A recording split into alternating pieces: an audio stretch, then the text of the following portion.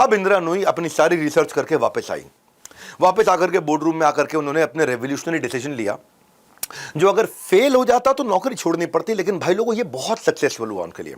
उन्होंने क्या किया, जो लो परफॉर्मिंग एसेट्स हैं, जो लो परफॉर्मिंग प्रोडक्ट्स हैं, या जो लो परफॉर्मिंग रेवेन्यू स्ट्रीम्स हैं, उसको अलग कर दूं। लो परफॉर्मिंग मतलब जहां पे मैं अच्छा नहीं कमा पा रही हूं, उनको अलग कर दूं अपने से। लीन मैनेजमेंट, फोकस्ड एक्विजिशन और न्यू मार्केट पेनिट्रेशन, तीन चीजों पर ध्यान दिया।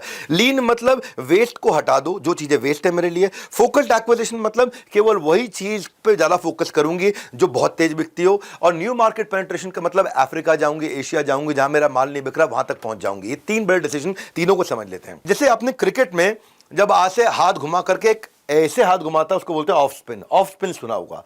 मैं आपको आज फाइनेंस का सब्जेक्ट सुनाता हूं, स्पिन ऑफ। स्पिन ऑफ का मतलब है, इन्होंने क्या किया, जो रेस्टोरेंट डिवीजन थे उनको अपने धंधे से पेप्सिको से अलग कर दिया और उसको एक नया धंधा बना दिया, एक अलग बिजनेस तैयार कर दिया, अलग कंपनी तैयार कर दिया। आप पूछोगे स्पिन ऑफ क्या होता है? जैसे मान लो अगर हाथ में कोई घाव हो जाए, तो हाथ में घाव होने के बाद में वो घाव बहुत नासूर बन जाए, बढ़ जाए, उससे अच्छा है कि उसको घाव को काट दिया जाए। स्पिन ऑफ इसी नासूर को काटने का नाम है। 1997 की बात है, ये स्ट्रैटेजी लीड किया करती थी कंपनी के तीसरे वर्टिकल, यानी कि जो रेस्टोरेंट के बिजनेस थे, वो 3 रेस्टोरेंट के बिजनेस थे ना, उस रेस्टोरेंट के बिजनेस को हमने एक नया नाम दिया ट्राइकॉन। 3 रेस्टोरेंट थे, ट्राइकॉन। ये ट्राइकॉन यानी कि ट्राई कंपनीज, इसके अंदर तीनों को हमने रजिस्टर कर दिया। तीनों ब्रांड पेप्सिको से अलग करके इंडिपेंडेंट हो गए और स्पिन ऑफ कंप्लीट हुआ। स्पिन ऑफ कंप्लीट कैसे हुआ? इस ट्राइकॉन को इन्होंने बेच दिया।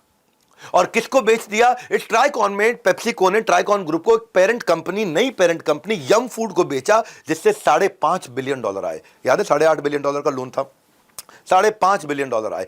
लेकिन $5.5 बिलियन कैश में नहीं आए, $4.5 बिलियन कैश में आए।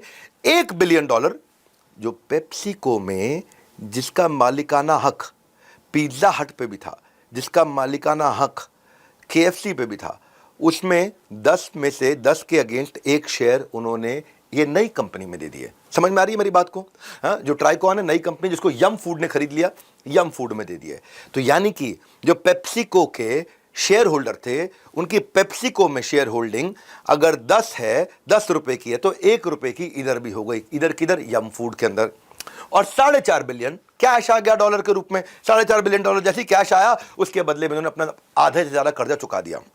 अब रेस्टोरेंट चेन में फोकस्ड मैनेजमेंट में फिर से ग्रो करना शुरू कर दिया। रेस्टोरेंट चले गए उस तरफ और मैं अब धंधा करूंगी फोकस पे। पेप्सिको का सारा फोकस है बेवरेज और स्नैक्स पे हो गया। अब केवल लिमिटेड चीजें, लिमिटेड चीज पे मैं फोकस करके उसको अनलिमिटेड कैसे बनाऊंगी। इंदिरा ने अगले कुछ सालों में कुछ एक्विजिशन किए एक ही दिशा के अंदर, दिशाओं को मल्टीप्लाई नहीं होने दिया, फोकस दिशा रखी।